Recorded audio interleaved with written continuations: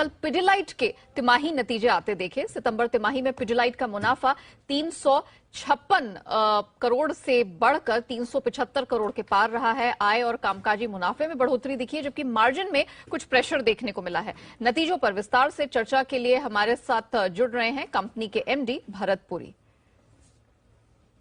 Bharat sir, good afternoon, बहुत स्वागत है आपका जी बिजनेस पे। हम आपसे अब थोड़ा नंबर्स की एनालिसिस लेना चाहेंगे। ये क्वार्टर किस प्रकार का रहा है, बीता क्वार्टर कंपनी के लिए? कुछ की हाइलाइट्स अगर आप हमारे दर्शकों के साथ शेयर कर सके। ऑल्सो वॉल्यूम ग्रोथ किस प्रकार की थी?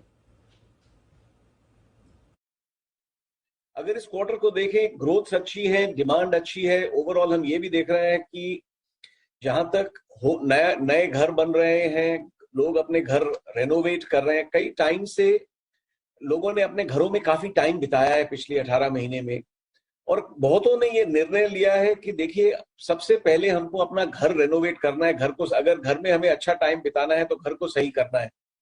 तो हमारी जैसी जो होम इंप्रूवमेंट कंपनीज है, इससे हमें डेफिनेट फायदा होता है। दूसरा, जैसे जैसे मार्केट्स खुल रही हैं, पैंडेमिक कम हो रहा है, कमर्शियल एस्टेब्लिशमेंट्स, होटल हैं, रेस्टोरेंट हैं, बड़ी दुकानें हैं, मॉल्स जब वापस खुल रहे हैं, वहां भी रेनोवेशन, रिफर्बिशिंग की जरूरत है। तो वहां भी हम देख रहे हैं कि भाई डिमांड अच्छी है।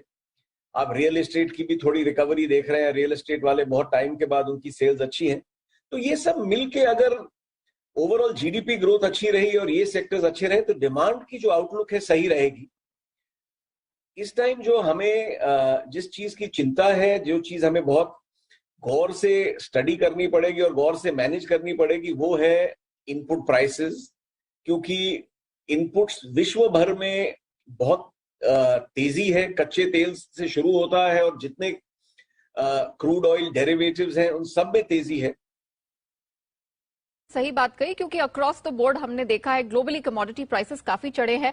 तो क्या माना जाए, उसी की वजह से ये मार्जिन में प्रेशर देखने को मिला है? और गोइंग फॉरवर्ड ऑफ कोर्स अगर आप ये क्लियर कर सके कि मार्जिन आगे कब तक स्टेबलाइज होता हुआ दिख रहा है, इफ एट ऑल? इंडिया एक डेवलपिंग इकोनॉमी है। यहाँ हम ये नहीं चाहते हैं कि भाई जो कच्चे प्रोडक्ट्स के दाम बढ़े, हम अपने दाम उतने ही बढ़ा दें। हम कंजर्वेटिव रहते हैं कि हम अपने दाम तकरीबन 70% ऑफ इन्फ्लेशन ही बढ़ाएं। इसलिए आप देखेंगे जो हमारी मार्जिन रेंज है, नॉर्मली हम कहते हैं भाई हम अपने मार्जिन को 20 से 24% में एबिटा मार्जिन को मेंटेन करना चाहते हैं। इस टाइम पे वो उसके लोअर एंड पे है, क्योंकि हम ये नहीं चाहते हैं कि सारे प्राइस इंक्रीज हम कस्टमर को पास कर दें, क्योंकि इस पे डिमांड की असर होगी।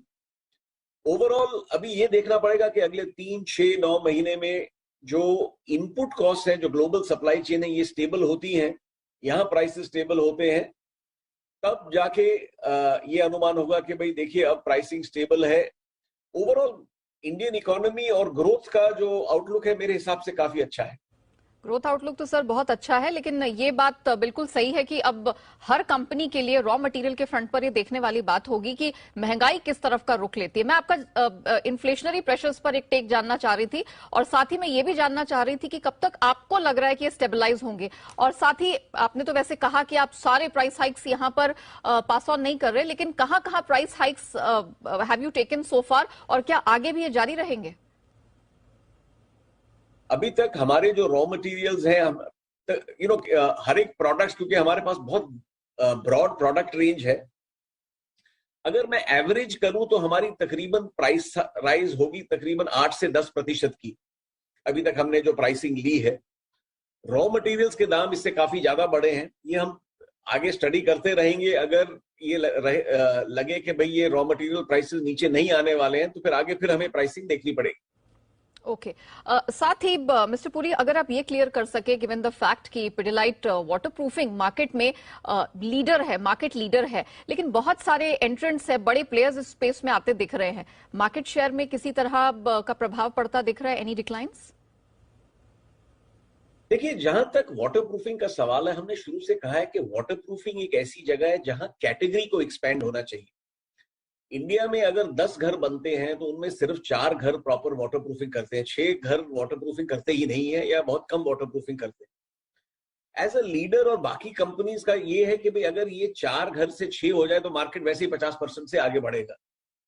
अभी हमारे हिसाब से वाटरप्रूफिंग में काफी आगे बहुत स्कोप है। ग्रोथ की पॉसिबिलिटीज बहुत अच्छी है।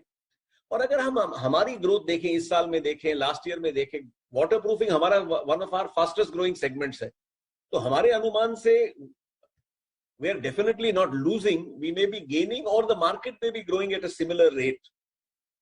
Okay mister Puri, thank you so much समय निकालकर आज हमारे साथ जुड़ने के लिए और नतीजों पर पूरी एनालिसिस और आगे का जो आउटलुक है वो हमारे दर्शकों के साथ साझा करने के लिए। तो पिडलाइट के नंबर्स के बाद हमने देखा उनके एमडी भरत पुरी हमारे साथ जुड़े, बताते हुए कि आगे किस तरह के